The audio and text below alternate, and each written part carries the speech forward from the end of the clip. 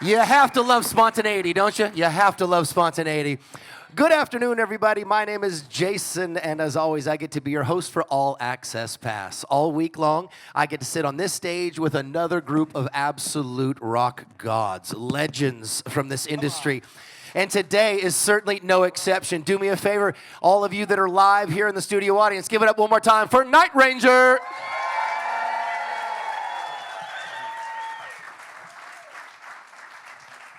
Gentlemen, thank you so much. I want to thank you on behalf of myself and the group, and I hope we pass the audition. Well, only half of them have seen you, so we'll find out. We're going to reserve our judgment. Thank you so much for being here, guys. Before I even get into the questions, I want to say something that I know the audience, I'm speaking for the crowd when I say this, and I say it directly to you. When we had the unfortunate cancellation of a major act, obviously, we have to start reaching out and figuring out who we can replace them with, because you can't go down. You got to replace at least at the same level, if not above, and on and on and on. So for us, we lose a wonderful group, Kansas, for some reasons that I'm sure everyone has figured out by this point. And you were the first and only call we made, because we only had to make one call. Your group, and whether that came to you through management or not, I'm sure it did, said absolutely, we will be there. It is, matter of fact, the day we get off another cruise, and we will come right over and get on your cruise. So allow me to say thank you. Thank you. Well, I got to say thanks to Brian Isley out there. He made the connection with Adam and Alan. Yeah. Sorry, with Alan and us, and we worked out well, and here we are. So awesome. Thank you, Brian. So the first question, how much better is our cruise than the other? I'm kidding. We were waiting for that one. Jokes. We just hopped on the boat, did one show, and hopped right back off. So you don't even know. Well, actually, to be honest, in this industry, the minute other music cruises start, lack of better terms, defecating on other cruises. If I start talking negatively about other cruises, it's just bad for business. I love that other cruises are successful. I love that you get the chance to play as many cruises as you want or don't want to. And we would never, ever, we never tell talent not to play other cruises like some other cruises do.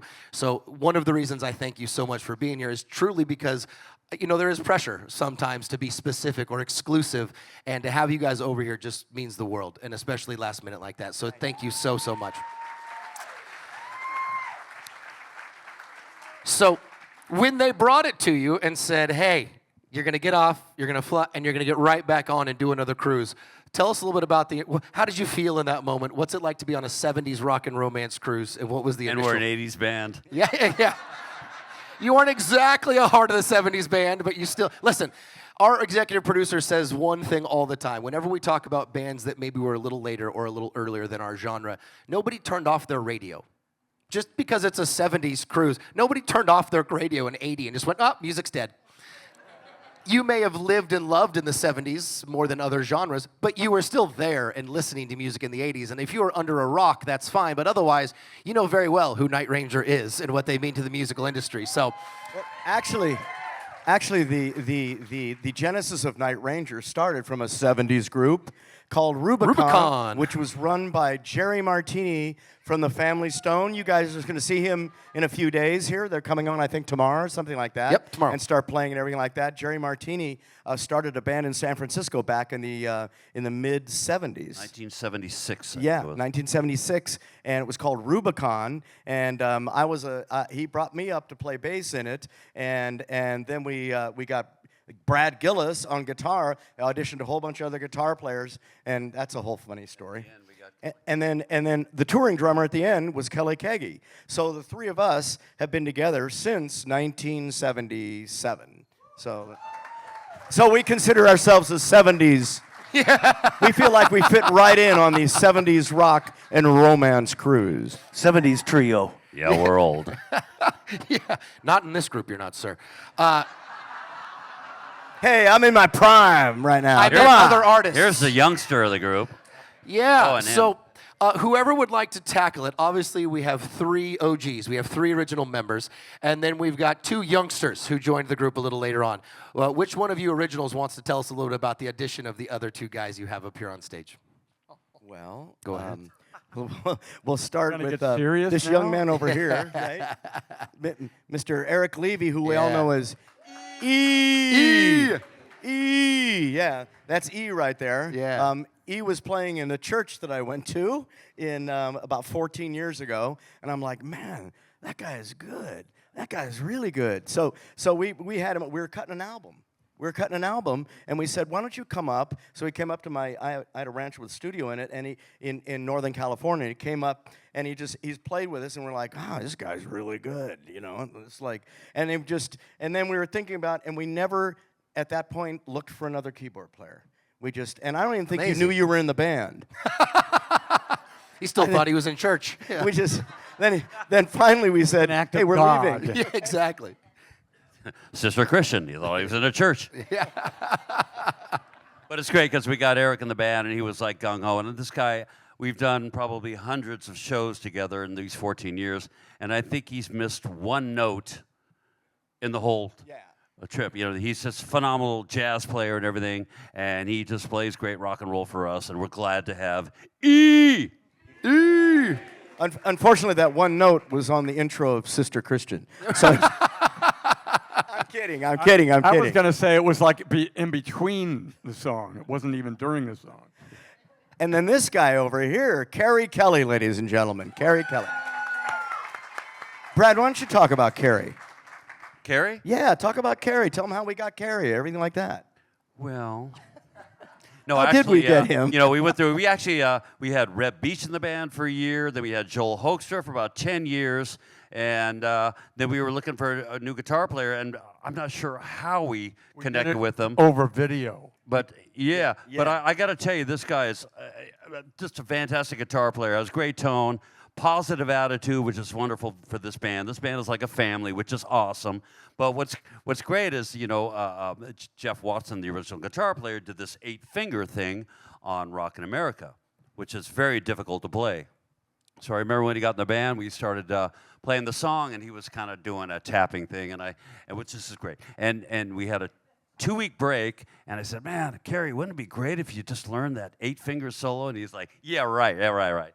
So we had the 2-week break, and we got back, and we're doing sound check, and he comes up during sound check, goes, come on, let's do Rock America, with a big smile on his face. I'm like, okay.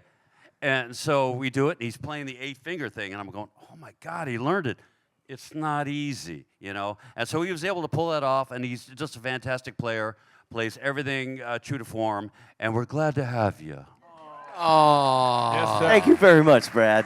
These two guys are the greatest spirits with the band. You know, Eric's probably the best player on stage right now. And Carrie, of course, he played with Alice Cooper for like 9 years, 10 years. And he played with Slash, and then he played with Rat, and then he played with every other band that we know of. He played with every 80s band from L.A. Unbelievable, yeah. So we figured he For ought an to be hour. able to play our stuff. Come on, let's get. But it's just been fantastic having these two guys with us. It feels like we finally this is the band, and we feel like we're better than ever right now. It feels like that. It feels like that from a fan perspective. Watching you guys on stage, there wasn't a moment where I felt like you didn't get along. There wasn't a moment, and not that you can always feel it, but you can tell cohesiveness on stage. You can tell when people are having fun, and you guys looked across the board like you were having a good time. We definitely have fun on stage. Yeah. No, I mean, it's great. You know, we're like a family, first of all. Second of all, we get out there, we throw it down. We're excited. We get out there and play. You know, if the crowd's sitting down, we try to get them up. I try to throw smiles at people. If they don't smile back, I move to the next person. Yeah. You will But- find a smile. Well, we have a blast. Well, actually, more fun than the audience sometimes. How many people are going tonight? Yeah. A lot. Who saw us last night? A Anybody? lot, yeah. Oh. All right. We've made a legion of new fans. I love it. And when you guys, let's, for lack of better terms, when you saddle up to get ready for a show, you have such an incredible legacy. I mean, you really are one of the biggest bands. You were in the golden era of the arena tours, that 80s rock that was just so monstrous in so many ways.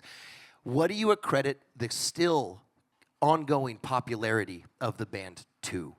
I think it's just cool songs. You know what I mean? Yeah. I think songs song. I mean, we always focused on a song. This band, whenever we wrote a thing, we always like strummed it on an acoustic guitar with each other. And if you could like get an idea of the song, like the chorus, you didn't have to describe it like, well, just think of these like a Marshall stacks blasting here and big keyboards. No, let me strum it. Let me sing the verse. Let me sing the chorus. What do you guys think? You know what I mean? And we did that. And each time we do that, and that whittled down all the songs. You know what I mean? It's like, well, that's a good chorus. Like when you close your eyes or something like that. Well, that's a fun chorus. Like, Don't Tell Me You Love Me or Sister Christian or Rockin' America. You know, it's like, that's a good chorus.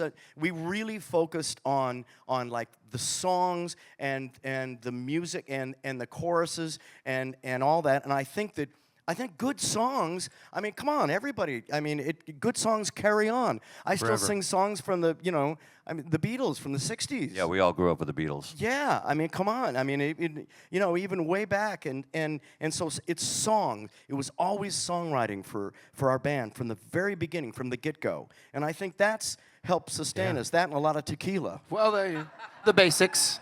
What? The basics. And speaking of songwriting, though, and Kelly, I see you. Go ahead, sir. You were going to say something. I'll leave it to you. Go ahead. Kelly, do you have something? Hi there. Did you have something? You were pulling the mic up. I didn't want to interrupt you if you had something there.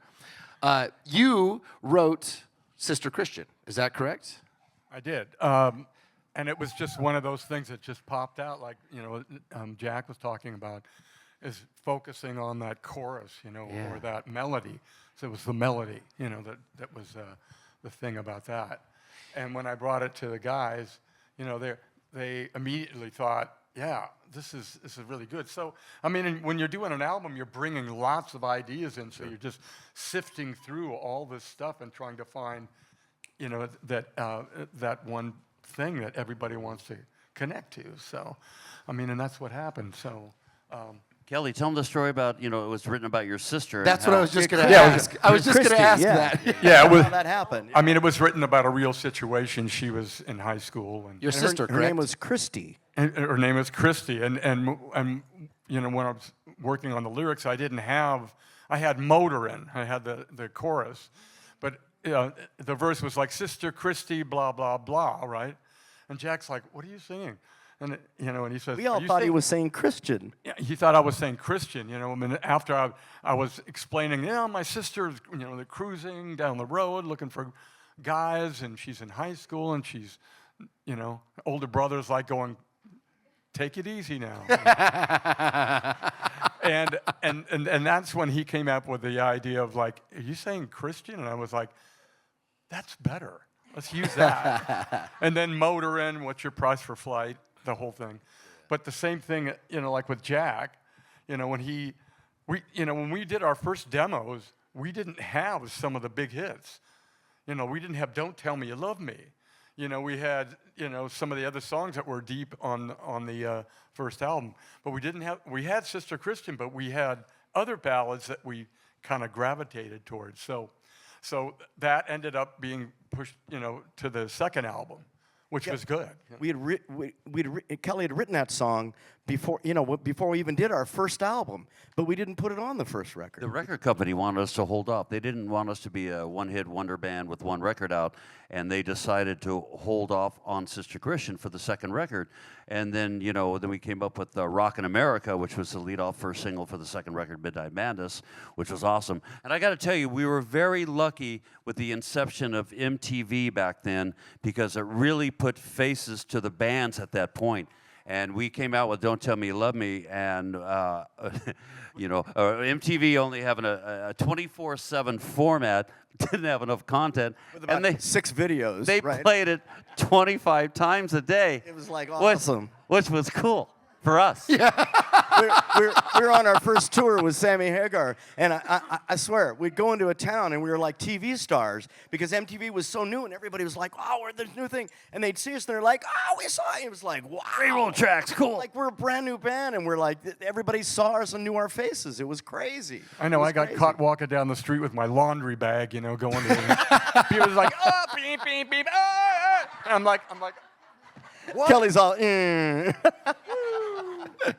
But you guys weren't just I mean, MTV was a big vehicle for Night Ranger. I mean, you guys had over 10 #1 videos, correct? Is that? I mean, you guys had a lot, and you were right there, kind of when MTV, as you said, kind of was starting to get moving. So you were a huge part of the growth of the musical video format. Did MTV ever ask you guys for anything special, or was it just a pure relationship between you make the videos, send them in, let them go? Well, we knew the guy that started, Les Garland, and no, we just like sent in the video. We had our buddies that were going to the UCLA Film School like do it. We did it like real, like guerrilla style. The first video, the "Don't Tell Me You Love Me" video. We always wanted to go cheap. Yeah. But Overhead. later on, it's killer, man. Later on, when you're selling millions of records, your record company lets you do the stupidest things. You know what I mean? Because you're making them money, right? So, like, on the third album, we're like, they go, well, what do you want to do the video? It's like, yeah, let's go to the Bahamas for 3 weeks and let me see. And, Bring 50 crew and yeah, I mean, but MTV was really seriously. When we started Huge with MTV, vehicle. there was like us and Duran Duran's "Hungry Like a Wolf." I think. and video killed the radio. Yeah, I think star, 3 you know? videos. I think Just that back was to it. back to back to back to I'm back. telling you, it was crazy. As you know, gentlemen, as we discussed briefly backstage, I do like, obviously, you're here for the fans and the fans are here for you. So I do like the fans to feel like they can get involved. So my wife walks around and lets them write down, doesn't let them, accepts questions from the audience. Madeline from New York, we already answered your question, my love. Her question was about what was inspiring, what inspired Sister Christian.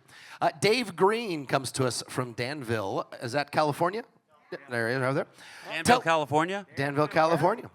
We're neighbors. Danville. Danville, right Wow. there. Outta Right there in the second row. Lafayette. We formed the whole band in Mill Valley, and that's where we started in Marin. You went to high school, Brad, with their Really? cousin. Alameda High School. Jeez. Be careful. Now we're Now going to I start know- talking about who you were in high school. Be careful, Brad. They know about you already. Now I know how old you are. Yeah. And they know how old you are. Hey, Brad, there's Brad's daughter. What do you know?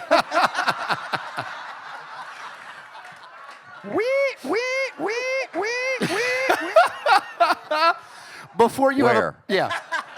Before we get a paternity suit right here in the middle of the show, Dave wants to know, could you tell us a little bit about your songwriting process? Because the instrumentation on, for instance, Sing Me Away is pure rock perfection. I like the sound of that. Talk to us a little bit about And songwriting. that's exactly what we were trying to achieve. Yeah, all right. What do you know? Well, I'll tell you, our producer had a studio. We were in L.A. called Image Recording in L.A., right in Hollywood, right? And so when we were cutting our records, it was always it was right. The street was on Melrose Avenue. It was right below Sunset, and we'd always go up to the Rainbow Club, and at night we'd bring all our friends down. There was it became a big party. All the guys in Motley, all the guys in Rat, all the guys in all these bands would be there and everything like that. I mean, it was just a crazy, crazy time. But the recording process, you never know what happens in a recording. Like, take, for instance, the song Sister Christian. You know the end when Kelly does the big drum thing? Bum, bum, bum, bum, bum, bum, bum, bum, bum, bum. This is what, we're sitting and recording. It's 3:30 in the morning. We're back in the big drum room, and we're trying to get to the end of the song. And every time we'd finish it, Kelly would do a drum roll, and then Bruce would go, nah, just not good.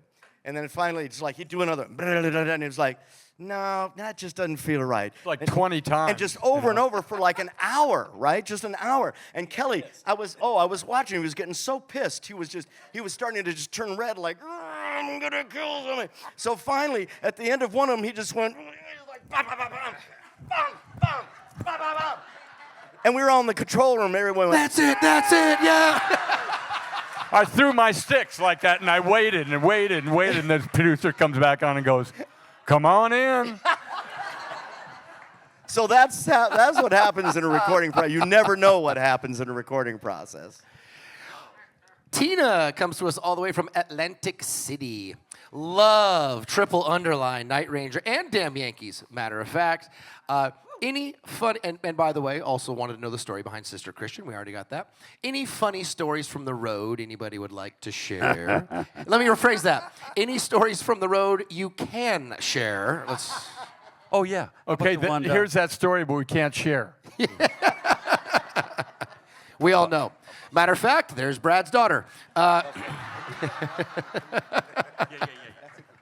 Anything you guys want to share, or you don't have to. What happened to Eric on Saturday night?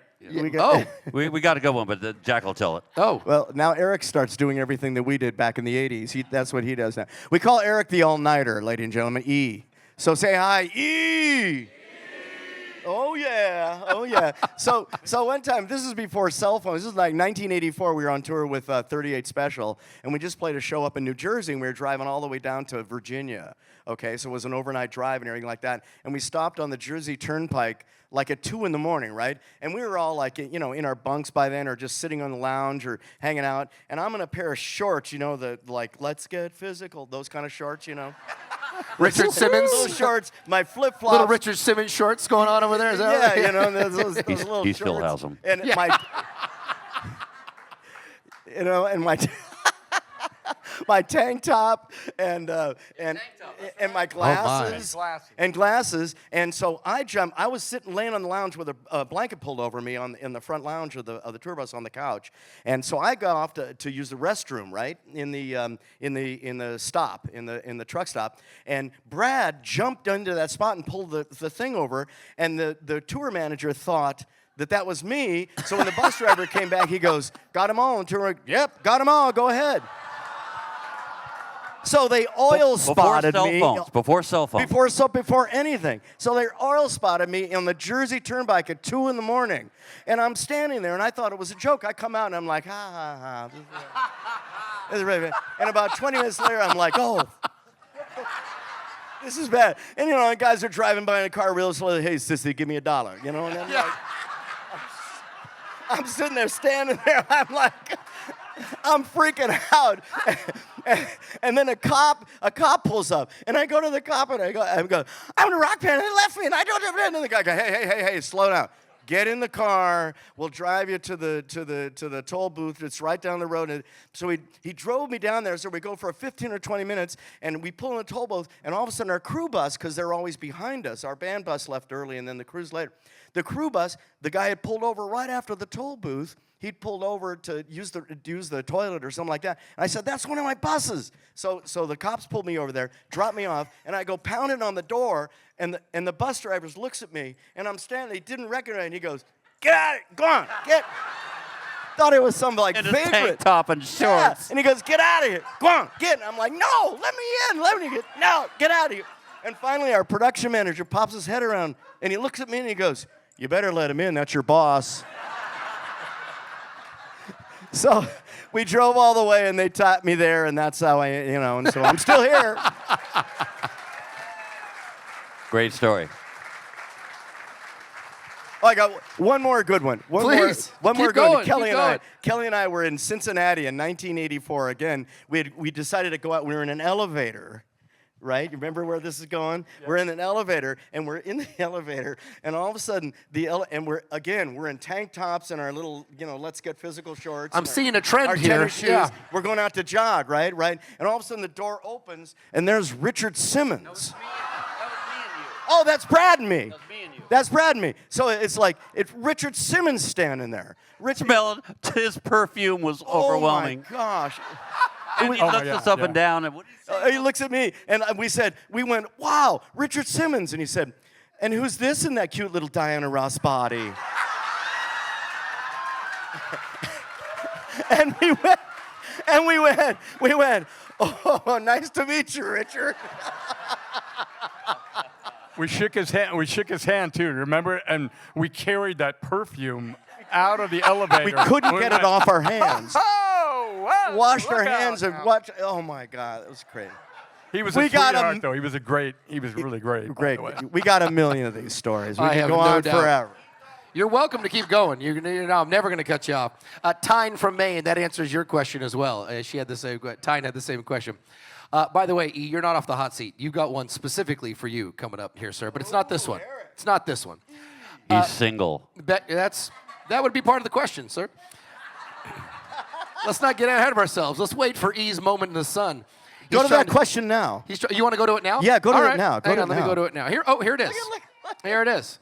All right, He's E. shy. Here we go. This is why he wears sunglasses, because he's blushing. That's exactly right. JoJo from Cleveland, Ohio. I like the name. JoJo, where are you? JoJo, are you in? Do you want to admit it? JoJo's just over there. wanna There's admit it? JoJo, the lovely JoJo. Okay, Cleveland, Ohio. JoJo from Cleveland, Ohio says, and I'm going to read it exactly as it's written, but just in JoJo's voice.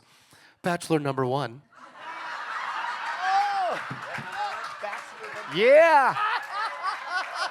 Woo! Yeah! E, come on, baby. Oh, there's more. Bachelor number 1, AKA E. Already on an E basis. That's good. What other band would you take a date to on this cruise if you couldn't go to Night Ranger? Signed, your next ex. Wink, wink. Yeah. His future ex-wife. I love it.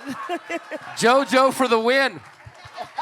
E, if you couldn't take a date to Night Ranger on this cruise, I don't even know if you know who else is on here, to be quite fair, considering we hired you guys like 2 days ago, so no offense, but is there someone else on board that you've seen the name or you know that you would take a date to go see? Explain to us a first date with E on board the Rock and Romance cruise. Well, first we'd go to the restaurant. Well, oh, this is on. Oh, you're on, yeah. You're just strategically not using it, but it's on. I thought I was going to go away without not even saying anything today and just smiling and laughing. Not with JoJo in the room.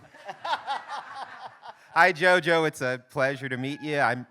I have to confess, if I go see a band, I'm not like I'll probably just be like playing piano on the side of my leg, and kind of. What else do you play on the side of your leg, Eric?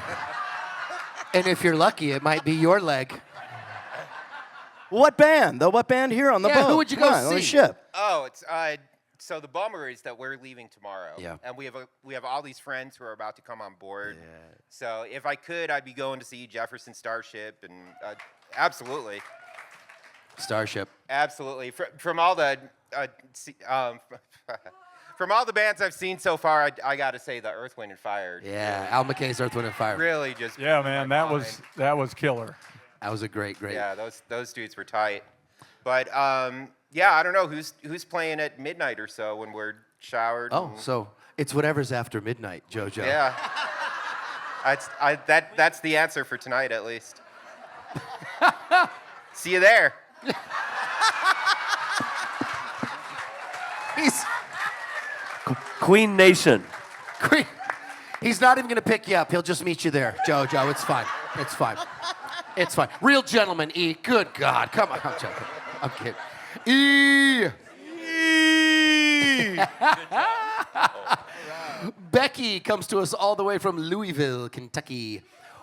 What do all of you, whoever wants to answer, E might not be able to use his microphone anymore. He might be done for the day. What do any or all of you enjoy doing outside of music? Do you have hobbies or other business ventures, things of like that? Thank you so much for the wonderful music and memories. Brad, why don't you tell me What do you do outside of this, Brad? Apparently you're being nominated. I get on my shorts. And go to truck stops and do it. Yeah. I remember those Actually, short shorts that said "Sweet Cheeks" on the back. Actually, One on each cheek, You know, yeah. I like working out. I like swimming. That's my thing, and just trying to stay healthy and change my diet around. Which is, you know, at my age, 67, I gotta keep it moving. So that, but I collect vintage guitars. That's my passion. Ooh, very cool. And I was up to about 150. Now I've sold a few. But I love grabbing vintage guitars, buying them, taking them home, taking them apart, and setting them up and cleaning them up, and using them, playing them in the studio. That is my passion out of all passions, because you know, being a guitar player that's plays a '62 Fender Stratocaster that had been modified, the red one I play that's all scratched up from metal picks. I just love that, and you know, that's my favorite passion. And so, anybody got any vintage guitars for sale? Hit me up. Brian Isley definitely has a few. Do you have a baby? Brad, do you have one guitar that is like your baby? Not a baby. Not your I daughter. knew we were going to get to that. Oh, boy. Not your daughter. Not your daughter. I got a story about the baby thing, but I'm not going to get into it. Do you have a guitar that is out of your whole collection that's your baby? Yeah, I ended up purchasing, I started getting into the 52, 53 gold tops, and I got a few of those. But lately I purchased a 1959 and a 1960 black custom 3-pickup gold, and they're both awesome. And those are my favorite guitars. Because I got to tell you, for guitar players out there, anybody that's played a late 50s PAF guitar knows it's got that crunch and chunk that all these bands from the 60s used on these records. That you know, the solos are just right there and tight and heavy. Those are from those guitars. So those are my favorite two lately. And then 1950, you know, I got some 50s Strats that are awesome. And those got a little twang. Those got, you know, there's something about vintage guitars. They just got that sound.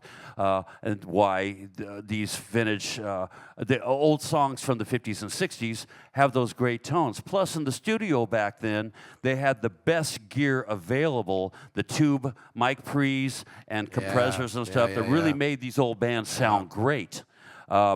So I got these guitars that emulate those sounds. Phenomenal. What's that? Everything made in 59 is a great year. You look way What too year young. were to you be- born? I was going to say, you look too young to 59. be born in 50. Yeah, there we go. 95, the inverse. Anybody else want to share hobbies or things they do outside? You don't have to, but if you have anything you want to talk to people about? Oh, I collect American military antiques, anything that has to do with the America and you know, uniforms, equipment, all that kind of stuff. I just have a large collection of Spanish, Teddy Roosevelt Rough Riders, tons of items, and just Wow. I love history. I'm a big history buff. I read it voraciously, constantly. I mean, I just love history and everything like that. And so I just, you know, on tour, we just, you know, instead of, when we first started touring, instead of sitting in my hotel room watching a bad movie on TV or something, I'd hit a junk shop or an antique shop and all that kind of stuff. And so I started just loading up like Foot Lockers full of stuff and putting them on the bottom and just shipping this stuff home. Back, you know, this is before eBay. You know? Insane collection. It's awesome. It's And late at night when he's home, he puts on outfits. That's not true. I am with his short shorts. he's like, I have that is not 74 true. pairs of short shorts. Well, and, once I did that. Do you have a Kelly, prized piece? what do you got? Actually, before you do, sorry, 1 second. Do you have a prized piece of your history collection? Something that's specific to you? That's I your have, prize? I have the uniform for the very first American military aviator in the history of the United States. Yeah, I have. How cool yeah. is that? His name was Frederick Humphreys. The Wright brothers taught him how to fly, and they said, okay, the plane that's hanging in the Smithsonian. Yeah. You know, the plane, in yeah. Kitty, and they said, okay, who wants to? They taught 2 guys. The deal was they'll sell. The government will buy for $30,000. You have to teach 2 military officers how to fly. And so this guy was one of them, and another guy was from the Signal Corps. This guy was from an engineer. And so when they taught him all the stuff and everything, they said, who wants to try it first? And this guy, Frederick Humphreys, goes, yeah, I'll do it. So he went up in that, you know, for now about it's yours. 5 minutes or something like that and got down. It's like, yay, you I did lived. it. You know? You It was lived. like 1907 or something. So anyway, that's a pretty exciting piece of history. Very cool. Very cool. Kelly, please, I cut you off, sir. I can't follow that. I'm just bored as shit. Right? That's No, fair. the last 10 years, though, I've been reading every book I can on music history, Interesting. going back from to the 40s and the technology that was used and how it's changed. So it's it's pretty amazing and very vast amounts of material to read. It's great. It's really And is fun. there a period in there that you're finding yourself identifying with or falling in love with? Definitely like the late 50s and early 60s is when all that German technology was being used and all that. But then, other than that, it's music. That's it. Yeah. Carrie. Carrie, I know you've been Carrie. trying to escape outside down of there. Outside of beer, Carrie owns Aces and Ales. He owns three craft beer places in Las Vegas. Beer business. Come on. Beer business. He makes his own. You're making your own beer now. Yeah. It's an advertisement for Aces and Ales. I like yeah. it. Thank you very much. Yeah. Look at it. St. Patrick's Day. It's beer time, right? Yeah. Or drink time, something. But yeah, actually, so I've been in the craft beer industry for 16 years. We have 3 locations in Las Vegas. They're called Aces and Ales. I'm just passionate about it. Some of my friends had some really big breweries in California and San Diego back in the late 90s and things like that, and then kind of inspired me to go to Vegas and do it. We just opened our 3rd location 2 months ago. So in the middle of January, so it's pretty rad. We're brewing our beer there, and Is that one called Aces and Ales. Evolve? Evolve, yeah, it's a new one. That's the name of the third one, correct? Yeah, it's actually called Evolve Brewing because that's the name of the beer, but by Aces and Ales. Yeah, so Love that. who's coming to Vegas? Come on now. Yeah. Let's go. Free beer for everybody tomorrow. Yeah. Wait, Now till Tomorrow Saturday. only. Yeah. wait a second. Next St. Patrick's Day. Now, E, you don't get to get off the hook. E, you got to go again, buddy. What do you do when you're not out here, other than taking long walks on the beach and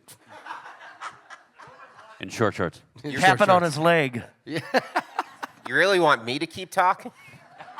Listen, JoJo would like. JoJo This is is- inquiring. JoJo This is wants the to first know. time Eric's mic has ever been turned on. He did seem a little shocked by it. That makes more sense now. He did. I seem like- a little, Oh, I can hear whoa. myself. The mic is on. Eric's like, after a while, he's like, so, and then what I did is he'll stand up. Taking over. You guys haven't let me talk for years. E, what do you do when you're not out there playing music with the guys? Oh, it's outside of music. I also share that passion for history, and it's amazing to be able to go and have intellectual conversations with your bandmates, and then go turn those Marshalls up to 10. But yeah, it's ancient history, U.S. history. I'm just fascinated. Let's try and not make the same mistakes that Amen. Woo, amen. that our ancestors made. Yeah. Amen, brother. I know we are closing in on getting you guys down to a sound check, so we have 2 left here, and then I think we'll get you down on time. Sharon and Rick said, if you could choose someone or any band in history other than Night Ranger and other than a group you've already played with, to play with, is there a dream combination or a dream band, a dream someone to play with? Again, no disrespect to Night Ranger or anybody you've already played with, can't take those. Who would you go with? Who would you go with? A band or an individual? Either one, whatever you Okay. want. Eric, go first. Eric, go first. It's like, I hear George Washington played the flute, so you can play with anyone or any bands, but you cannot pick Night Ranger. Who would you play with, sir? You, E, you're up. Oh, well, John Coltrane, but Coltrane. he passed away. No, that's okay. You can take that. John Coltrane, good answer. Great answer. You gonna make Brad? You want to go? Well, you know, there'd be the obvious, like the Beatles, but I want to get a little further with the influences on me, and mine are Jimi Hendrix, Jeff Beck, and Jimmy Page. So I think out of the 3, I would probably play with Led Zeppelin. There you go. Yeah. Good answer. Because I got to tell you, you know, Jimmy Page, not only a great, you know, guitar player and soloist and stuff, his rhythm, that patterns that he did, and multi-string, you know, rhythm parts, I learned so much from that, and integrated a lot of that into Night Ranger songs, like, you know, the licking, "Sing Me Away," da-da-da-da, that 2-note pattern that I do and stuff. It just, I learned so much from Jimmy Page. Of course, Hendrix with his flamboyancy, and Jeff Beck with his taste. So, but I would want to Good play answer. with Led Zeppelin. That acceptable. Acceptable. Jack, what about you, sir? I don't, if I could turn back the Wayback Machine, I would love to play with Cream. Cream. That was just, I just loved Cream, man. Disraeli Gears, you know, all those records. They were Great just, answer. they blew my mind and everything like that. Sure. That and the Monkees. The Monkees. Really? Come on. Here we come, walking down the street, sing it.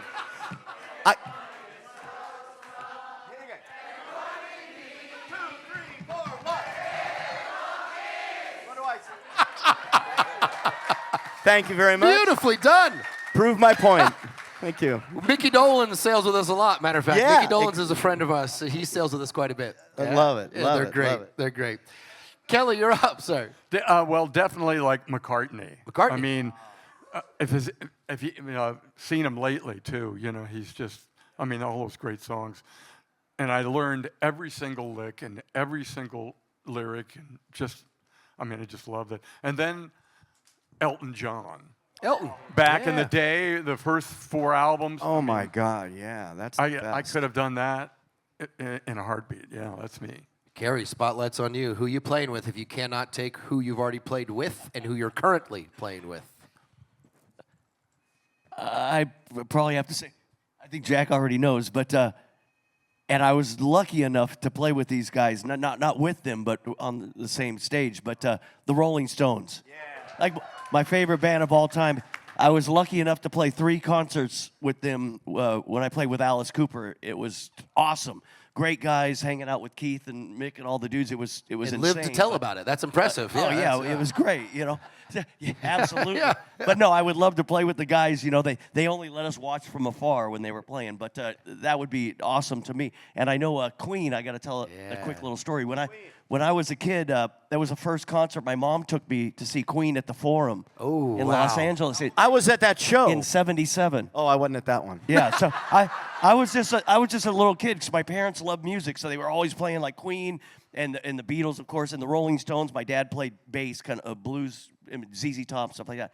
And so I went to see Queen. I was like, oh my God, this is crazy. Like, when you're a kid, you don't really understand it. At the Forum, it's like 20,000 people. I'm like, this is awesome.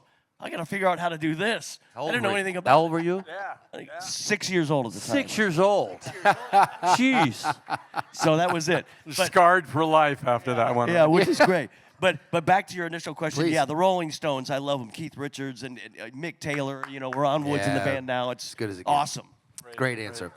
All right, gentlemen. You can applaud. It's okay. Those are good answers. Those are good answers. Yeah. We have one more. And this is a good one. Tom, who wants you to know he is 61 years old. This is important part of the information here. To preface the question. Tom is 61 years old. He comes to us from North Carolina. He said, please tell me, I love you guys. You're awesome, and you're an inspiration for older guys. Hey! That's not funny. What? Pause for comedic timing. Yeah. What do you eat or drink to have so much damn energy on stage, and how do I get there?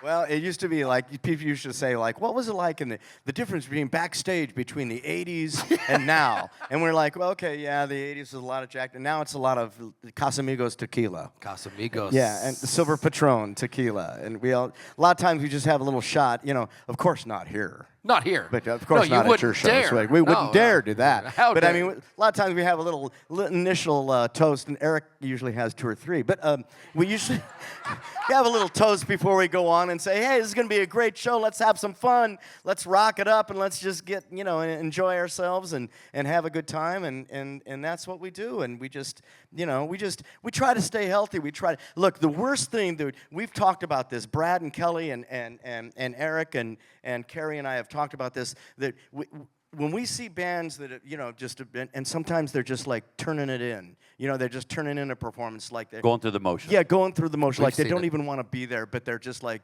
on their 401k tour or something like that. You know what I mean? It's like Buy just, the new house tour. yeah, right. It was like Eddie Money that one time. He says, hey, Blades, remember, we used to do this for the broads and the blow, and now we do it for the living room furniture.